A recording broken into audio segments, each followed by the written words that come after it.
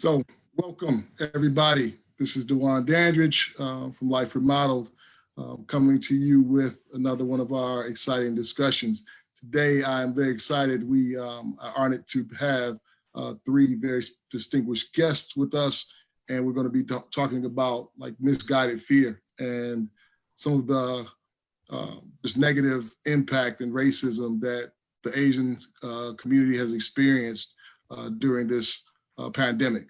So with that being said, I want to have all of our guests introduce themselves, and we will start with Senator Stephanie Chang. Can you just do a quick intro? Sure. Thanks so much for having me on, and I hope everyone's staying safe and staying home and healthy. My name is Stephanie Chang. I'm the state senator for Senate District 1 here in Michigan, which includes a large portion of Detroit, a lot of the east side, all of downtown, all of midtown, part of the north end, and a lot of southwest Detroit, and a lot of downriver as well. And just eager to be part of this conversation. I think it's a really important one that we're having today.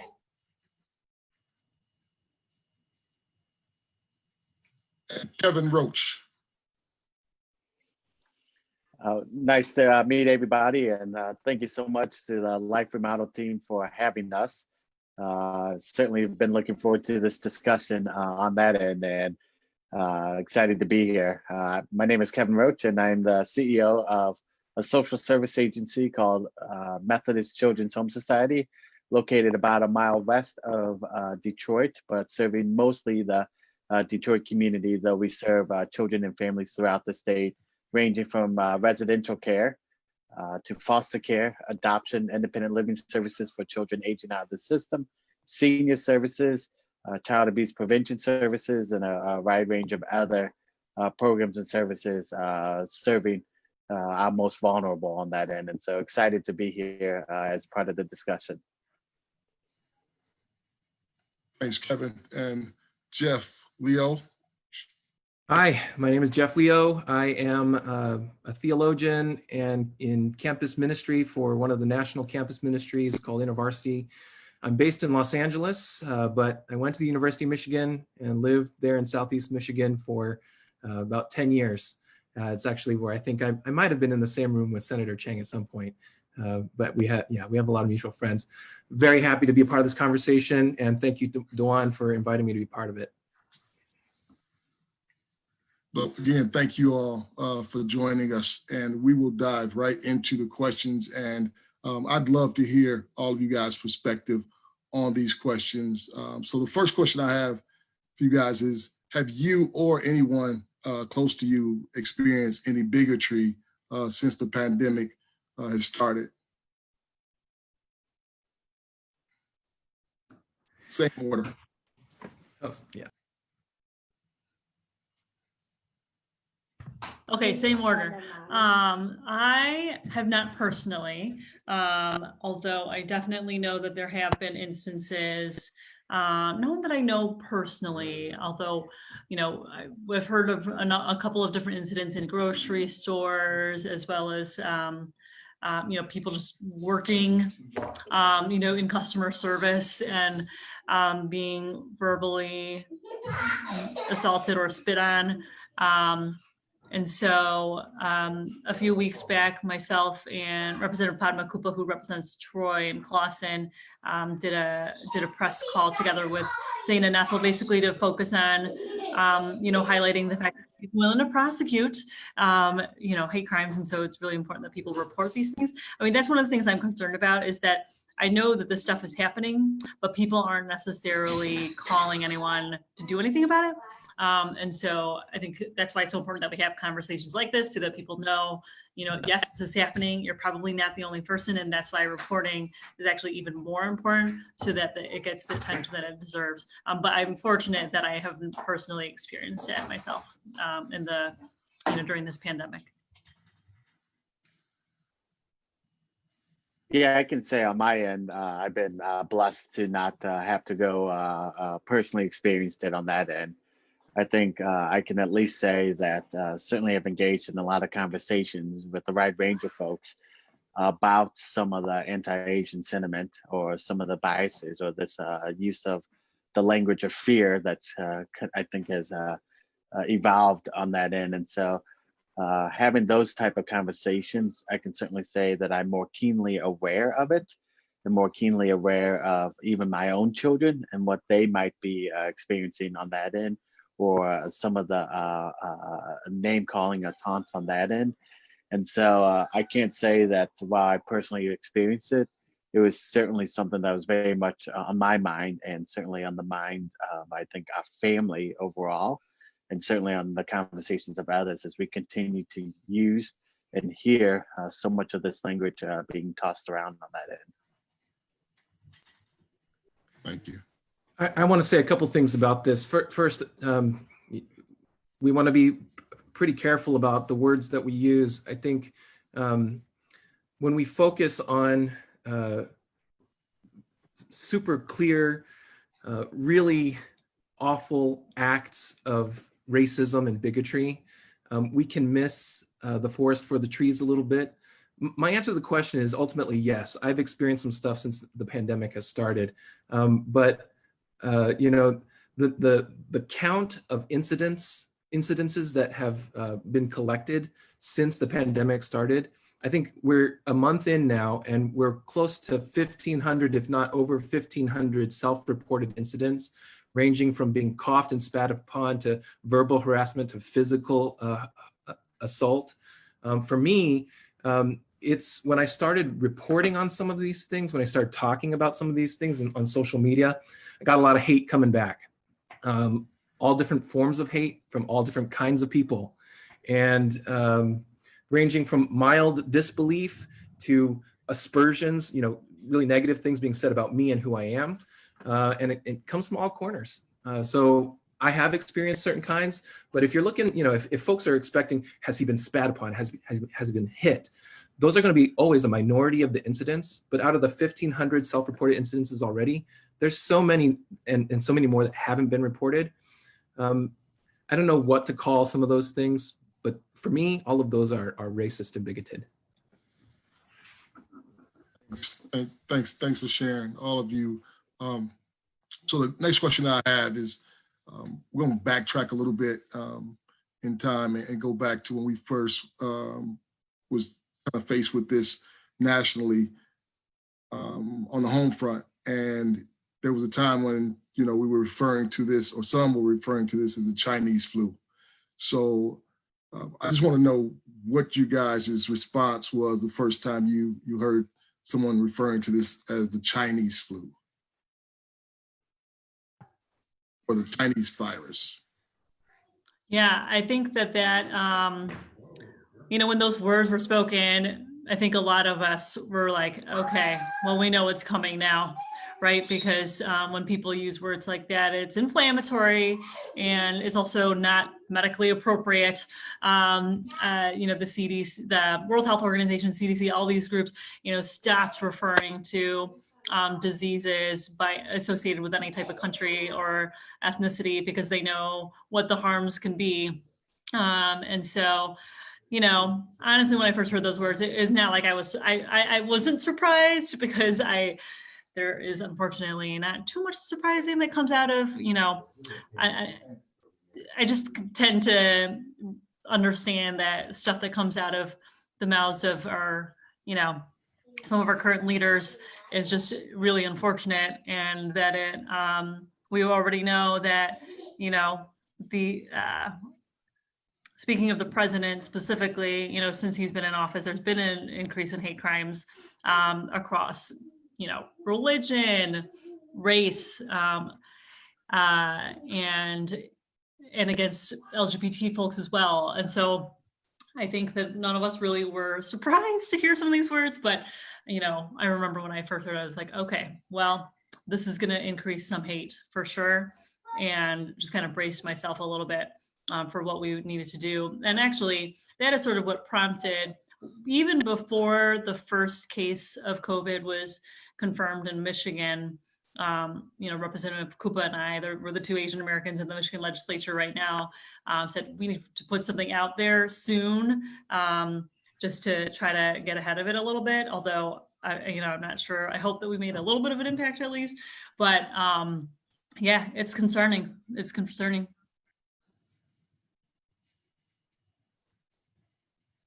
So Kevin, I'd love to hear your thoughts on that. And, thinking of this question in particular, the dangers of, using terms like that.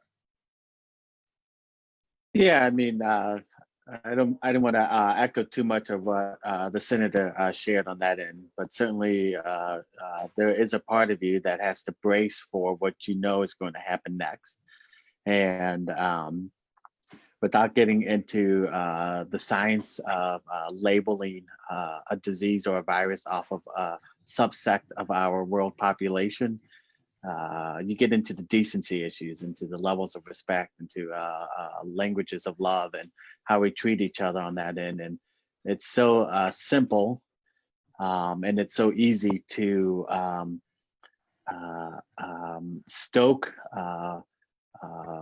or label things in this way to stoke that level of fear, where it automatically sent a message of us versus them on that end. And that's disheartening and discouraging because, and maybe this will be a question that comes up later on that end, but when you think about the Wuhan virus or the China virus or the Chinese virus and the amount of time that got press coverage and how we made a story out of that and how we continue to expand on that. And none of us were thinking or saying things that came as a surprise, as there has been at least a current pattern that exists from the White House of using this type of language on that end, that at the end of the day becomes more divisive.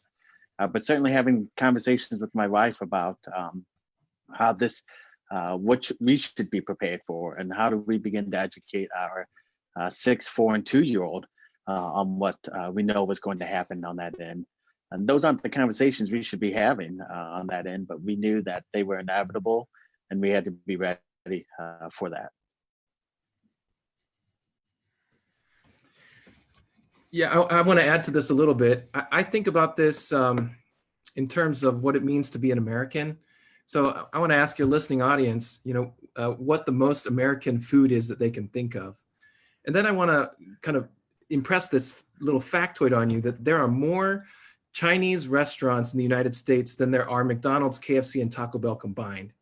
So what is the most American food that you can think of now? I mean, really, for me, it's Asian restaurants. And nevertheless, the way we think about Asian people, and in particular Chinese people in this case, is that they're always foreigners, that they're always from someone else. And maybe because of that, they don't belong here. So when the news started coming out with the coronavirus emanating from Wuhan, China, a lot of us saw, oh, it's coming.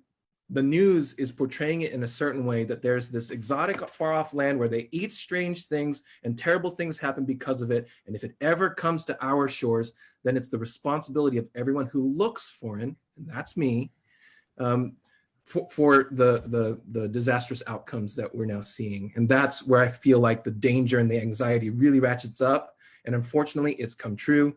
Dr. Russell Jung and others are recording the number of incidents of anti-Asian racism that are happening in the country, and it's alarming. Thanks to the three of you for sharing. So this next question, I'll try to give a little bit of context, and I shared this with Jeff, I think on either our first call or the first time we spoke about doing this subject. So the context is, when we first talked about doing this subject as a part of our discussion series, it didn't feel like top priority to me. So it wasn't, high on my list of priorities. There's some other things that I want to talk about a lot more. And as a Black male that's born and raised in Detroit, and is really passionate about social justice issues. It just didn't sit well with me that I was so able to dismiss the subject matter so quickly. And I started to do some self-reflection, and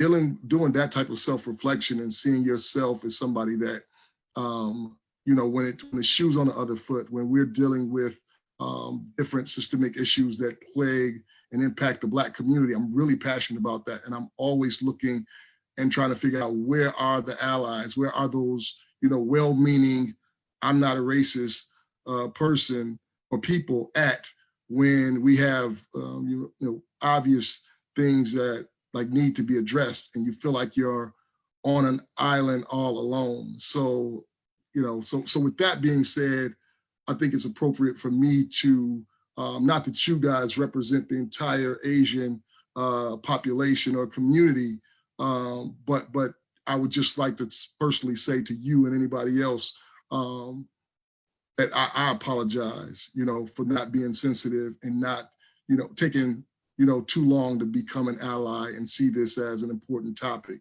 So I want to issue that apology from me personally. And then I would like to ask the next question and say, have you guys witnessed any other communities coming alongside of the Asian community to stand as allies with you? Yeah, that's a great question. And just to comment on your remarks, I think that, I've got my Everybody versus COVID-19 shirt, and hopefully some of you do too. It's, we're all in this together, right? And I think that obviously this virus has affected every single community, but we also know that there's been a huge racial disparity in who it impacts. We know that looking at the fact that 40% of the deaths in Michigan are affecting Black folks, I mean, this is a huge problem. And so we need to be paying attention to that as well. And so I would just put right back that as Asian Americans and just everyone, we also need to be in tune with that issue as well. And I would say, I'm kind of in a weird, I'm an anomaly, right? Because I'm a young Asian American woman on the east side of Detroit who represents a district that is about half African American. And so while of course working on issues affecting the Asian American community, my priority, the vast majority of my time during the day is actually, making sure my people in my district, that we're addressing the needs here. And so it is a little bit of a, throughout the day, it's like I'm doing some stuff around, African-American seniors and then the Asian American community, and then like just everything. So it's a mix of stuff that I get to work on, and it's a huge honor and a privilege. So I guess I would say, that this isn't really an answer to your question, but I would say that it's actually really important that the Asian American community continues to be an ally and also address some of the prejudices that exist within our own community towards other communities of color that really need to be addressed. But I would say that there are definitely people who have come out as allies for us. Dana Nessel, for example, when I asked if she could do something together with us, she was right on board. And she's established a hate crimes unit, and they're prosecuting cases and taking this really seriously, which I think is a huge turn from the previous Attorney General. And so we see people like her, people in positions of power to do that type of thing. But then we also see, people just across the board hearing of these stories and saying, I can't believe this is happening. And now sort of like learning that, yes, Asian Americans face this kind of thing.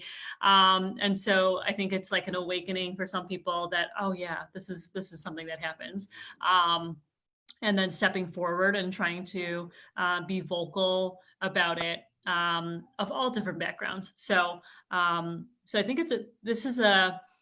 it's such weird times that we're in. It's scary, and but at the same time, I think people are also learning a lot along the way about each other, which is I guess a silver lining to all of this.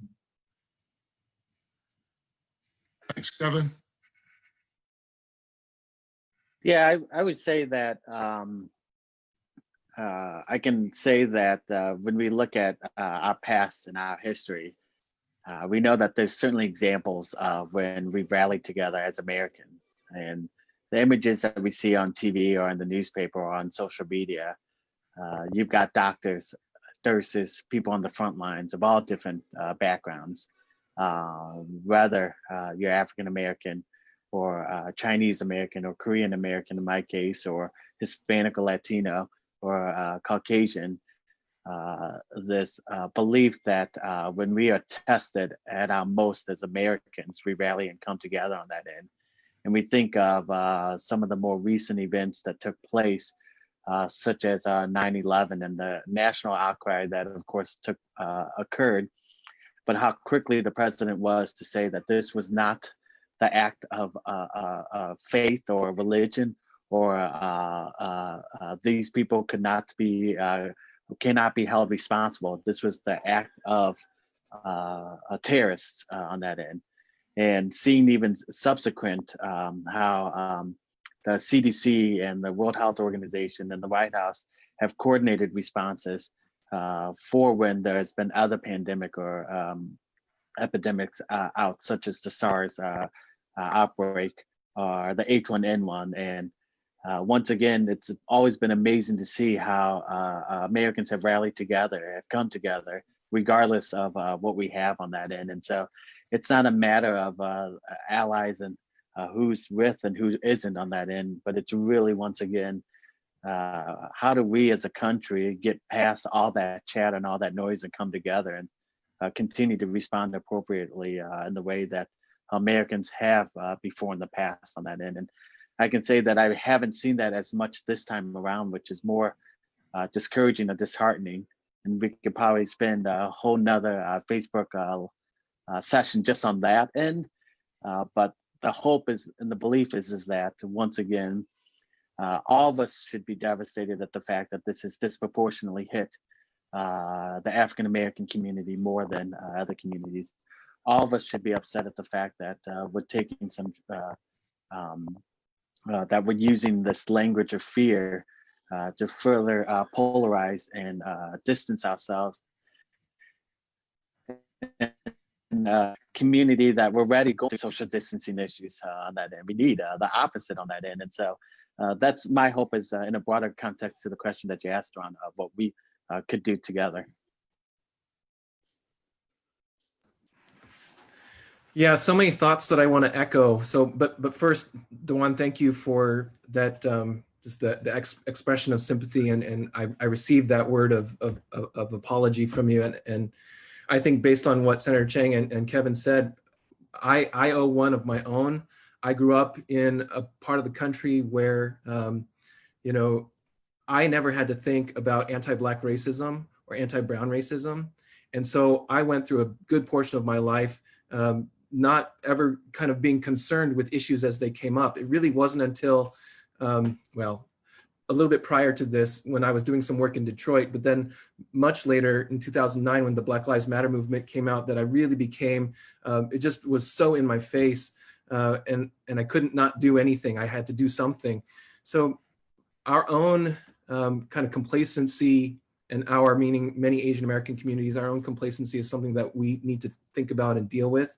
And so just the little factoid that Kevin offered, if your listeners don't know, you know, in a place like Chicago or in a place like Detroit, where the vast majority, like upwards of 70% of the COVID deaths are Black Americans, like that kind of disproportionate effect on people, if you're not aware of that, and if you don't think, man, something is wrong in terms of disparate health outcomes, it's a time to really get aware of all that. But back to your question, have folks been rallying around us? Yes, they have. When I started experiencing some of the bigotry that I was experiencing, I turned to some friends, and as a theologian, we created something that's called the Asian American Christian Collaborative. We put out a statement against anti-Asian racism, and here, maybe 2-3 weeks later, we're approaching 10,000 signatures from across the spectrum, across the political spectrum, across the theological spectrum. We have folks like Emily Towns at Vanderbilt who signed it. We have Jamar Tisby from The Witness who signed it. Really prominent Black intellectuals. And we're so grateful for that. especially because of the history of Asian Americans. We're grateful that they have seen, consistent with the Black intellectual tradition, that injustice anywhere is a threat to justice everywhere. So I couldn't be more grateful for folks who sign on, and I can only hope that our communities will learn to be faithful to others in the same way. So I'd like to throw a question right back at you, Jeff, based on what you just shared. So is there anything that you would like to say to the average, like, well-meaning, good person that doesn't exhibit signs of hatred, but does not speak out against it? Yeah, there's a lot of things that I'd love to say. First, as a theologian, Dr. King talked about how when he wrote his letter from Birmingham jail, he talked about a number of things. He introduces this concept of a negative peace versus a positive peace. A negative peace is one in which we do nothing. And some folks have this kind of theological or just this orientation where our job is to just do no harm. And so just don't do any harm to your neighbor. Don't do anything bad. But King says, moderate folks who maybe don't have hatred in their heart, but don't end up doing anything, they're just as problematic because they allow systems to continue as they are.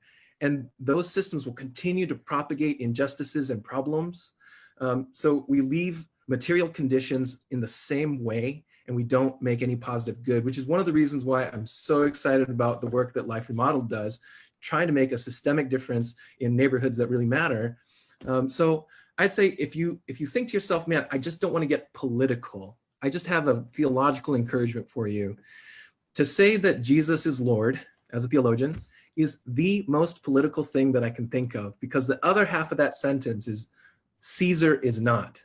Jesus is Lord because Caesar is not. To follow Jesus in this political climate means to make Jesus your Lord and not any other political ideology, and to be faithful to our neighbors, and to pursue positive shalom, positive peace, not just do no harm, but do the good in the world that we're commanded to do. Senator Chang or Kevin, would you guys like to chime in on that one? Yeah, thank you for all of that. I think that stepping in, speaking out, this is no time to sit back and watch injustices go by on any front, whether it be anti-Asian sentiment or health disparities or housing issues or workers' rights issues. So there's a lot that people need to stand up for. I wanted to share, if it's okay, I'm going to do a screen share of, because I found some resources that I think are pretty helpful. Okay, hopefully I can, oh, here we go. So there is a group, Asian Americans Advancing Justice, that is working with Hollaback, which I'll be honest, I don't think I ever had heard of this organization, but they are doing some bystander intervention virtual trainings. They've been doing them, and it looks like they have a whole bunch scheduled through May. And so you can check that out. But also, hopefully this is showing up as well.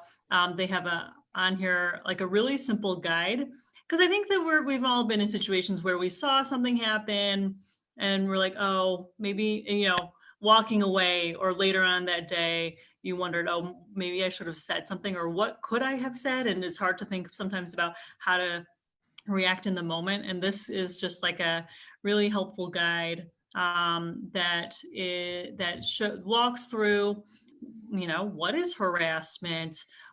How do people experience it? Why does sometimes people don't take action? And then looking at 5 different ways to intervene as a bystander. And so I think this is useful, right? Because sometimes, again, we just don't know what to do, or we haven't thought, ahead of time what we might do. And so this has 5 Ds, the idea of distracting or delegating or delaying or directing or documenting. And so 5 different ways to intervene as a bystander. So I'll try to find the Facebook post and share these links.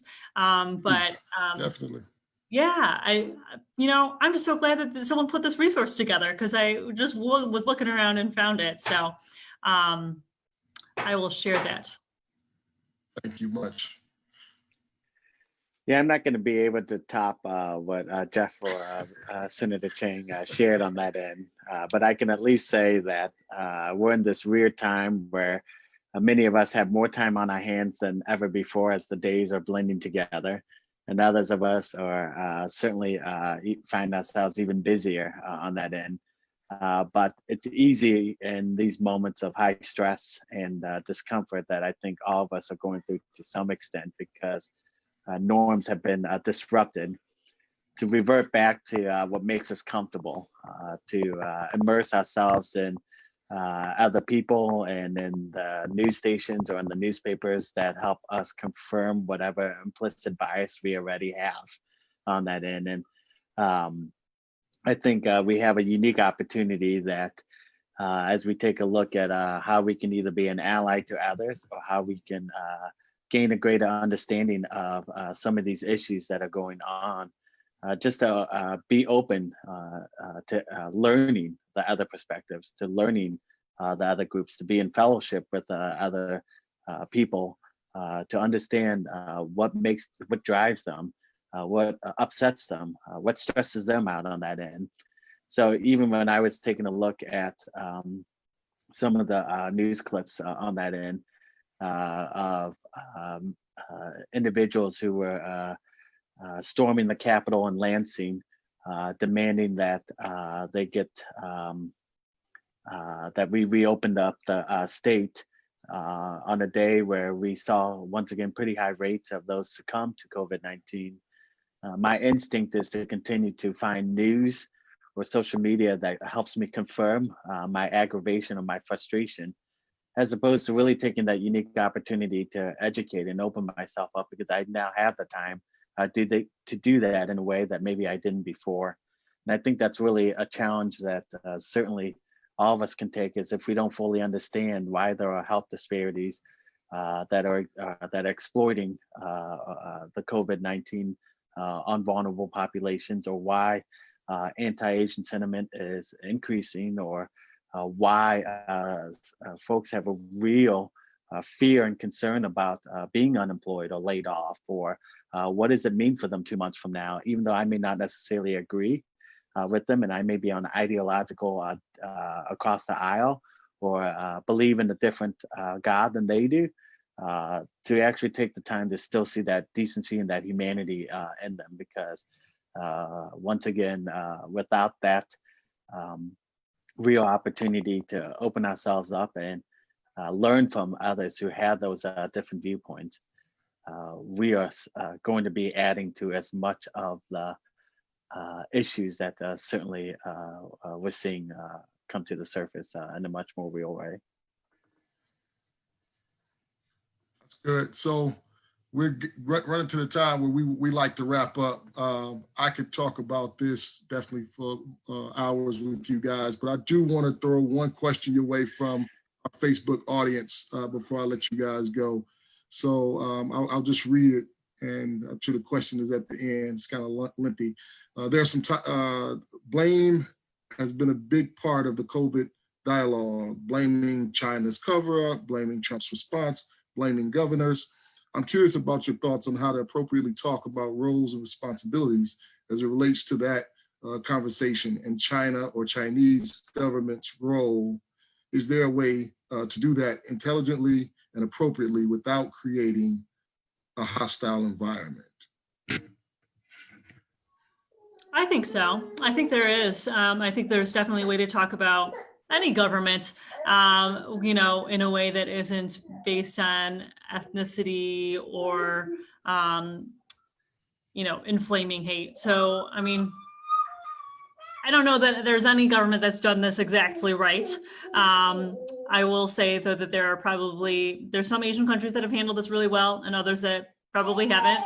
And there's European countries who, same thing, And so I think the difference is that, when we don't necessarily see people like criticizing European governments in a way that could then be like, inflammatory towards like Italian Americans or, people. So it's there's a little bit of a difference there, right? Because there has to be the recognition that Asian Americans, although we've been here in the country, for a very long time, still, like Jeff has alluded to in his previous comments, are still sometimes seen as the perpetual foreigner. And so there's just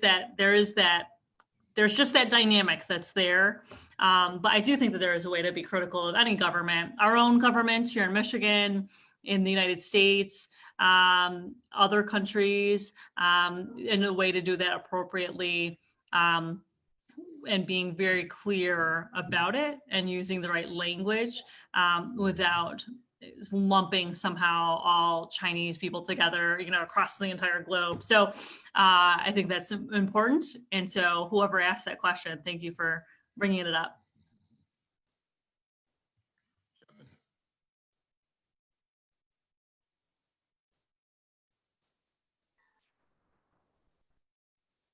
Going to say, wanted to defer to Jeff on that, and while I was still collecting my response to that. So, Yeah, happy to kind of shoot from the hip here. Partly for me, the question, I think it's a great question, and what it kind of subtly asks is, why does the kind of lumping together that Senator Chang just mentioned, why does that even happen in the first place? Because if we're going to criticize another government and we suspect that it's going to lead to the kind of incidents that we're seeing now, then we also have to ask the question, why is this lumping together thing happening? Of course, there's a way for us to criticize another government without it affecting the expats or the people descended from that geography who live in this country. There's a way to do that. It's to have a really good track record of not lumping people in together with their place of origin. For me, personally, just speaking for myself, is when you see me walking down the street, if you think to yourself, that must be a foreign person, then you have a problem because you don't know my story. You don't know that I grew up in Oklahoma and what that was like. Born and raised, you don't know that I'm a Wolverine, died in the fur Wolverine, and the inability to get behind people's stories and to believe them. If you can't believe me that I'm an American, then how are you going to believe me when I tell you that something racist happened to me? And that's been my experience for so many years, is every time I say something happened, somebody's like, it couldn't have been that bad, or I have it worse, or that doesn't really happen, or there are no systems of advantage based on race in the United States. It's a totally level playing field. If you think of me as a foreigner, then I don't even have the right to tell you my story. So the starting place for me is to have a kind of habit of dealing with people that doesn't include lumping them together. That's going to take some retraining of your brain, because we do that because it's easy. It helps us to organize information, helps us to stereotype people in ways that we think keeps us safe. But allow yourself to be an adult about this. Have a complex view of people so that their stories can be separated from the geopolitics that are always unfolding. There will be a time for there to be a reckoning with where to place the blame and who to hold responsible. That's going to happen eventually. But in the meantime, complexify your understanding of people, and that'll go a long way. yeah, I was going to say kind of a little bit of what Jeff has said, is that I think it is completely appropriate. There is going to come a time when maybe this first wave of COVID-19, and hopefully last wave, but who knows on that end, but there will be a time to really gain a better understanding of how we could have improved and what could have been done differently on that end. But to start assigning on that end currently, and to do it by tribes and what we identify with, and taking one identity of an individual, and then certainly utilizing that to say, I know this person, or I understand what this person, or I understand that this country lied about the virus or anything along those lines. I don't know where that gets us on that end.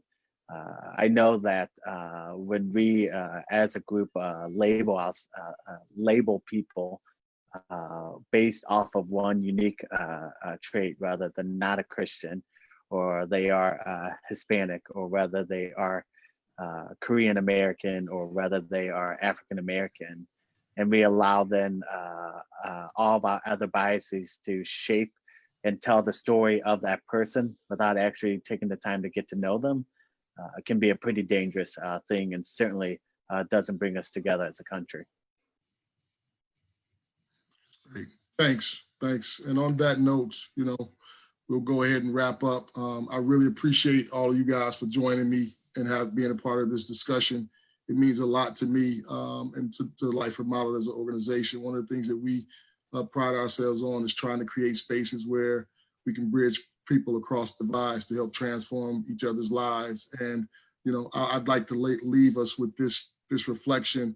When some of my friends saw me post on Facebook that we were going to have this discussion, I got some passionate inboxes and some response from some of my brothers and sisters from the Black community that are very proud. And one of the questions someone threw out warranted a response from me, and I think I won't dive into the question this go around. Maybe the after party we'll talk about that. But my response was basically, my personal motto is, I'd rather look in the mirror than look out the window, because looking out the window is easier and it doesn't require a lot of work for me. When I look in the mirror and I'm able to identify a place where I can be stretched or grown, I can do something about it and make a difference. So I want to challenge us to spend some more time looking in the mirror, and let's make some necessary changes. Peace. Thank you.